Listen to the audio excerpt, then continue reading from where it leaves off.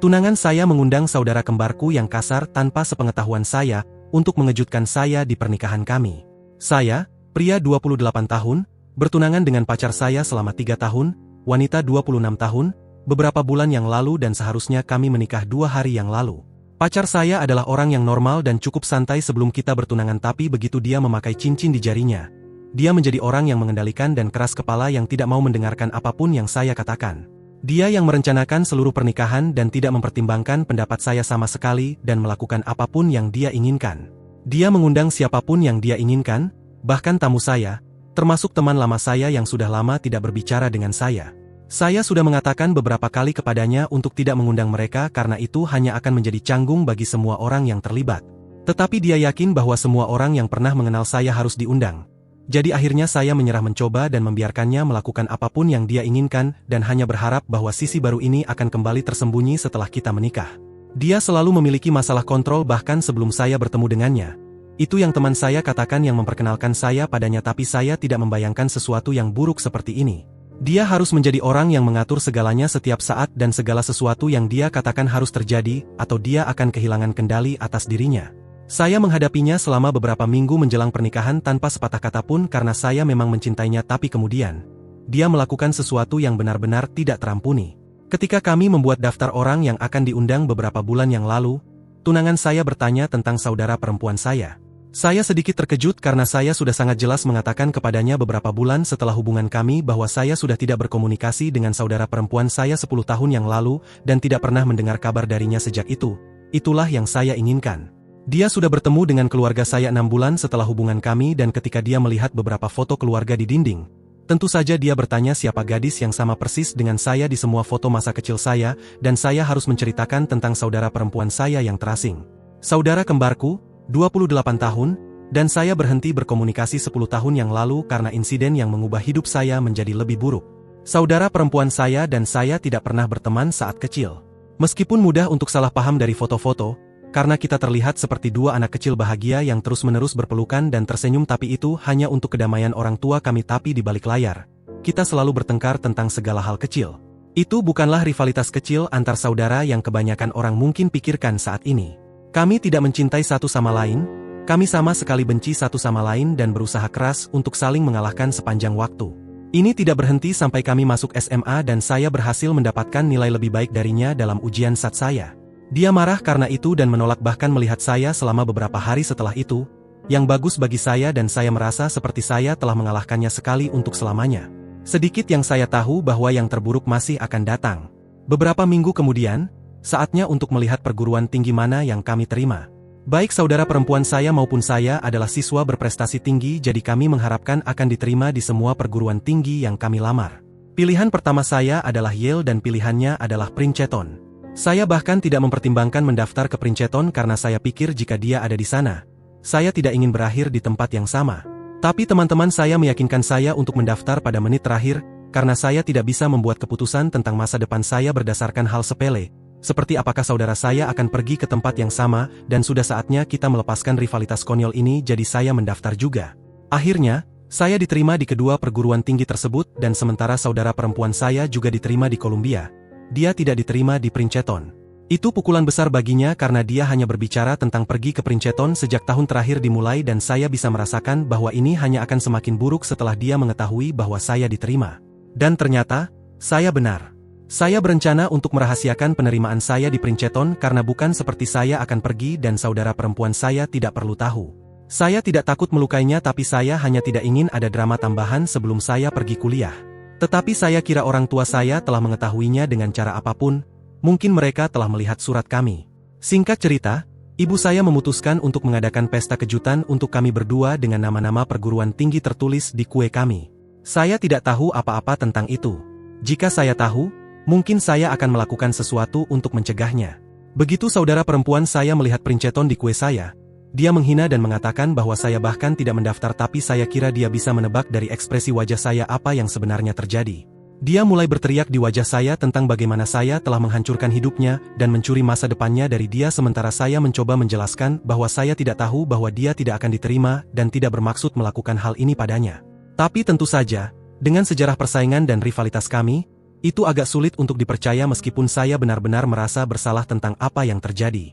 Setelah beberapa waktu, akhirnya dia tampak kehabisan tenaga dan keluar dari rumah sambil menangis. Saya duduk di ruang tamu sementara orang tua saya mengatakan kepada saya betapa lelah mereka dengan pertengkaran kami yang konstan, dan bahwa kami berdua harus tumbuh dewasa. Saya tidak bisa menyalahkan mereka juga karena mereka telah mencoba yang terbaik untuk memperbaiki hubungan kami, tapi kami sepertinya telah lahir benci satu sama lain sehingga mereka menyerah dan hanya membiarkan kami melakukan apa yang kami inginkan setelah kami masuk SMA. Saya memutuskan untuk mengikuti saran orang tua saya agar saya dan saudara perempuan saya setidaknya bisa bersikap ramah satu sama lain. Jadi 15 menit setelah dia pergi, saya keluar untuk berbicara dengannya. Sebagian besar tamu kami telah pergi setelah ledakan saudara perempuan saya dan juga sudah gelap di luar. Saya tidak bisa melihat saudara perempuan saya di luar dan mencoba memanggil namanya, tapi sebelum saya tahu apa yang terjadi, saya merasakan sesuatu yang sangat keras mengenai belakang kepala saya dan saya roboh ke tanah. Setelah itu, saya hanya ingat merasakan sakit yang luar biasa dan berteriak minta tolong sebelum saya pingsan. Yang saya tahu selanjutnya, saya bangun di ruang rumah sakit dengan pergelangan tangan saya dibalut.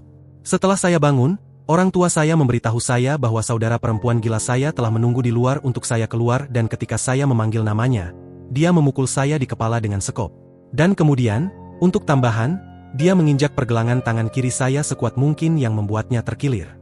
Saya hampir tidak percaya dengan apa yang mereka katakan karena meskipun saya memiliki perbedaan pendapat dengan saudara perempuan saya bahkan tidak bisa membayangkan melakukan sesuatu yang psikotik dan jahat seperti itu padanya. Bukan hanya padanya, sebenarnya, tapi pada siapapun juga. Orang tua saya memohon agar saya tidak membuat laporan terhadap saudara perempuan saya sendiri sehingga saya membiarkan itu berlalu, tapi setelah itu, saya tidak pernah bertemu dengan saudara perempuan saya lagi atau bahkan bertanya kepada orang tua saya tentang dia. Saya tidak tahu ke perguruan tinggi mana dia pergi atau kemana dia pergi setelah insiden itu. Orang tua saya telah mengirimnya pergi dan saya tidak pernah bertanya kemana. Saya tahu bahwa mereka masih tetap berhubungan dengannya karena mereka pergi pada akhir pekan. Mereka tidak menyebut siapa yang mereka kunjungi, tapi saya tidak bodoh.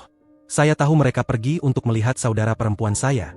Saya tidak pernah menyalahkan mereka karena ini adalah cara terbaik mereka, menjaga kami tetap terpisah karena jelas kami membawa sifat buruk satu sama lain.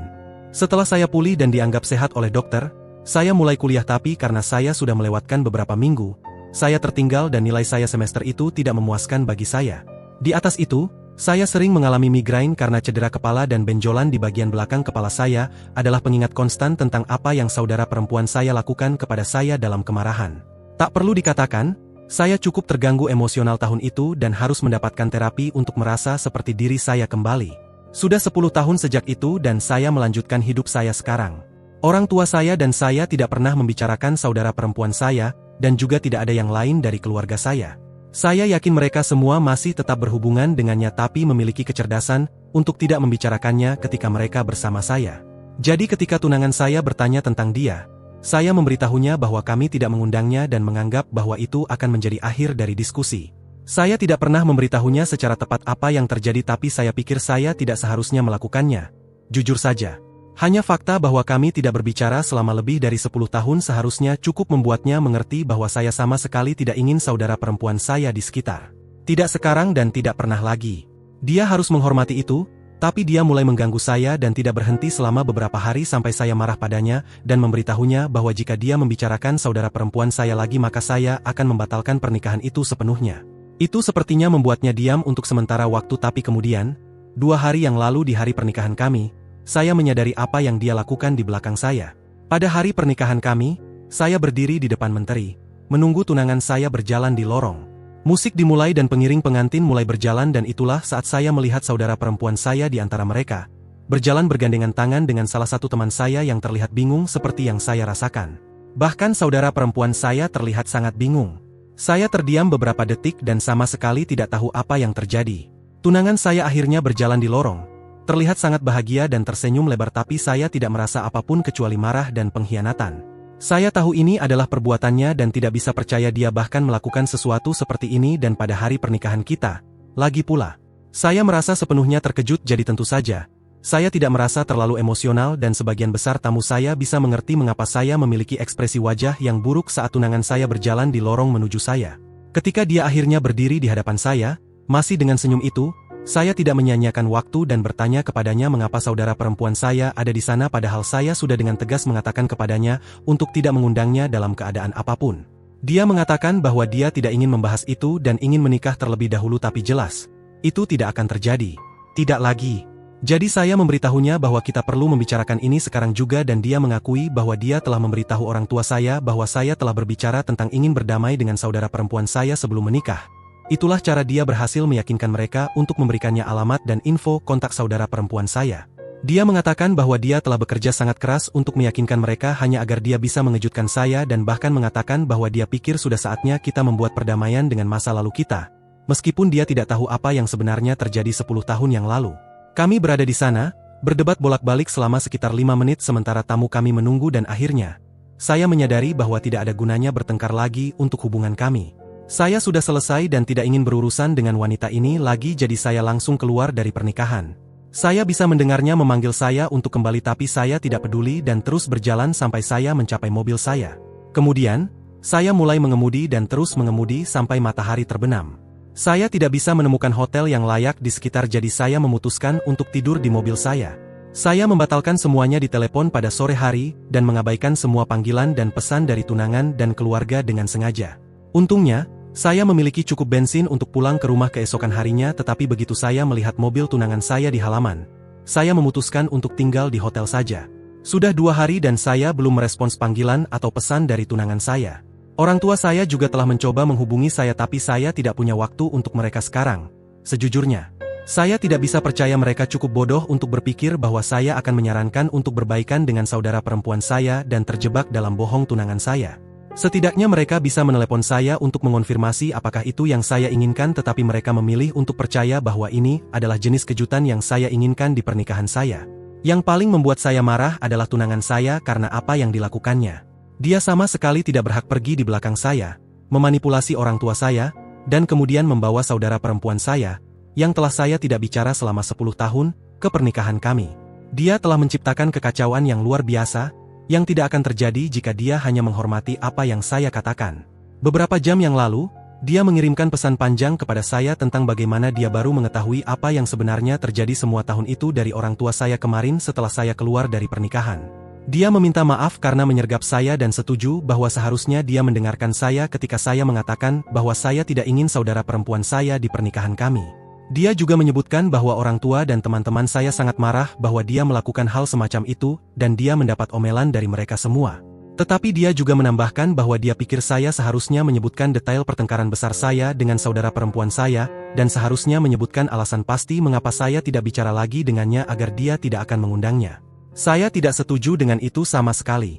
Ya, mungkin itu akan membantu tetapi saya seharusnya tidak harus menjelaskannya semuanya padanya. Itu adalah kenangan yang menyakitkan bagi saya dan saya tidak suka membicarakannya. Selain itu, dia seharusnya hanya percaya pada saya ketika saya mengatakan bahwa saya tidak ingin saudara perempuan saya di dekat saya. Tidak ada yang tiba-tiba tidak bicara dengan saudara perempuan mereka selama 10 tahun tanpa alasan yang valid dan dia seharusnya tahu itu. Itu adalah waktu yang mengerikan bagi saya dan mungkin, suatu saat nanti, saya akan memberitahunya tetapi sampai saat itu, dia bisa saja percaya pada kata-kata saya. Saya tidak akan menikah dengannya lagi, itu pasti tetapi saya tidak tahu apakah saya berutang padanya permintaan maaf juga. Saya tidak merasa terlalu menyesal tentang itu dan jika ada yang, dia seharusnya yang meminta maaf tanpa menyalahkan saya. Jadi, apa pendapat kalian? Apakah saya salah karena tidak memberitahu tunangan saya secara tepat mengapa saya memutuskan hubungan dengan saudara perempuan saya begitu banyak tahun yang lalu? Pembaruan 1, saya telah tinggal di hotel selama 3 hari sekarang. Saya memposting pertanyaan saya kemarin dan saya kira saya benar tidak meminta maaf. Jadi saya kembali mengabaikannya. Saya berbicara dengan ibu saya pagi ini, meskipun itu terasa aneh dan tegang tetapi dia mengatakan bahwa dia sangat menyesal atas apa yang terjadi dan bahwa seharusnya dia tahu bahwa saya tidak akan pernah menginginkan saudara perempuan saya di sekitar. Dia menjelaskan kepada saya bahwa tunangan saya telah menghubungi mereka beberapa minggu yang lalu dan hampir selama berminggu-minggu mencoba meyakinkan mereka sebelum mereka setuju memberikan informasi saudara perempuan saya. Tunangan saya juga memaksa mereka berjanji kepadanya bahwa mereka tidak akan berbicara dengan saya tentang hal itu karena dia ingin itu menjadi kejutan dan sekarang, mereka merasa itu adalah keputusan bodoh dari pihak mereka. Saya senang bahwa mereka menyadari itu dan meminta maaf. Juga, saya tidak yakin apakah saya merasa ingin mengampuni mereka sekarang karena saya sangat terpukul oleh perasaan saya saat ini tetapi pada akhirnya, saya kira saya akan mengampuni mereka. Hanya bukan sekarang. Saya berencana untuk kembali ke rumah dalam beberapa hari, tetapi saya harus memastikan bahwa tunangan saya tidak berada di sana saat saya kembali. Tentu saja, dia yang akan pindah keluar karena rumah itu sebenarnya milik saya. Saya akan memberinya cukup waktu untuk mengemas dan pindah, yang lebih dari apa yang dia pantas dapatkan. Bagaimanapun, hubungan ini pasti sudah berakhir sekarang dan saya jujur rasa lega. Pembaruan 2, saya memberitahu tunangan saya beberapa hari yang lalu bahwa dia perlu segera meninggalkan rumah dan memberikannya 5 hari untuk melakukannya. Hari ini, sudah hari ke-6 dan saya kembali ke rumah saya sendiri. Percaya bahwa dia sudah pergi karena dia telah mengirim pesan kepada saya bahwa dia akan pindah hari ini. Jadi saya kembali ke rumah dan untuk kejutan saya menemukannya menunggu saya di ruang tamu. Dengan cerdik, dia mungkin telah berhasil memarkir mobilnya di tempat lain sehingga saya akan berpikir dia sudah tidak ada lagi dan saya terkecoh. Saya sangat kesal melihatnya di sana dan memberitahunya bahwa saya benar-benar tidak mood untuk membicarakan apapun dengan dia sekarang. Sesuai karakter, tunangan saya tidak memperhatikan apa yang saya katakan dan mulai berceloteh tentang bagaimana dia sangat khawatir selama beberapa hari terakhir ini, dan bahwa saya setidaknya harus memberitahunya di mana saya berada.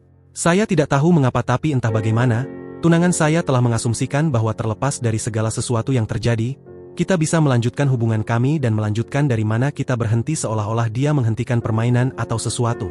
Ketika saya tidak merespons, dia terus berbicara dan mengatakan bahwa sangat kacau dari pihak saya, bahwa saya tidak memberitahunya seluruh situasi dengan saudara perempuan saya, dan bahkan menuduh saya menahan informasi dari dia yang dapat membahayakan dia karena dia pergi mengunjungi saudara perempuan saya. Saat itulah saya kehilangan akal.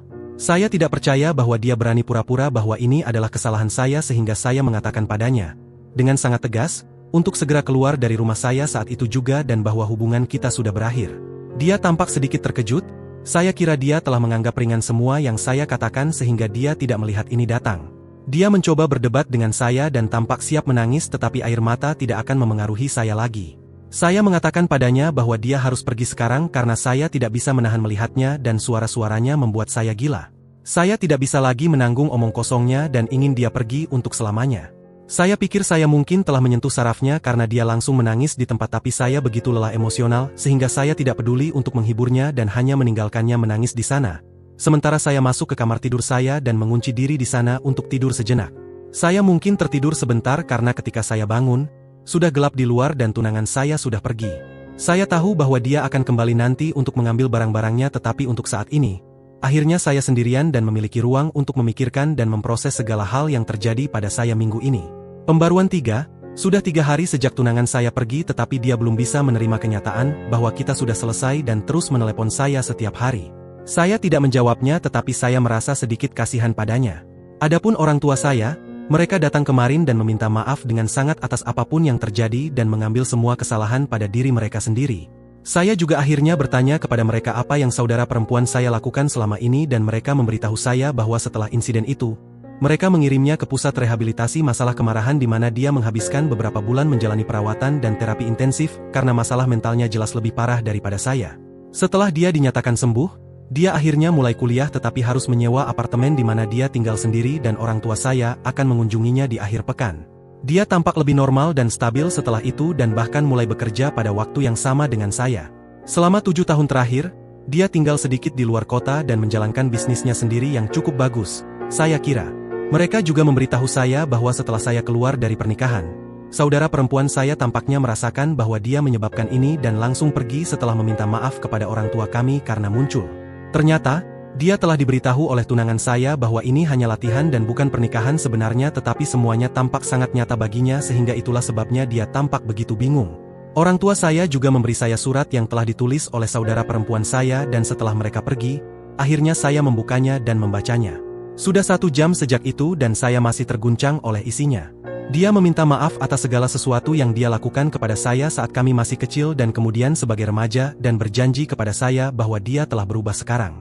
Kata-katanya penuh penyesalan tentang bagaimana kita bisa menjadi sahabat terbaik tetapi sekarang hanya menjadi orang asing yang pahit dan mengatakan bahwa meskipun dia tidak punya harapan untuk berbaikan dalam waktu dekat karena sifat kekerasannya, dia berharap bahwa suatu hari nanti saya akan memaafkannya dan kita memiliki kesempatan yang nyata dan sungguh-sungguh untuk menjadi saudara yang seperti yang diinginkan orang-orang. Saya menangis saat membacanya dan saya kira saya juga ingin hal yang sama.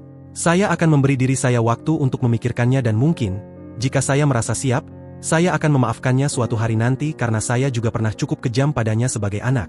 Untuk saat ini, saya hanya ingin membangun kembali hidup saya dan fokus untuk memperbaiki keadaan mental saya karena beberapa bulan terakhir telah benar-benar membuat saya terpukul. Jujur, saya hanya menunggu tunangan saya datang dan mengambil kembali barang-barangnya sehingga saya bisa memblokirnya dan melanjutkan hidup saya sekali dan untuk semua. Saya kira saya sudah cukup drama untuk seumur hidup dan saya sudah lelah.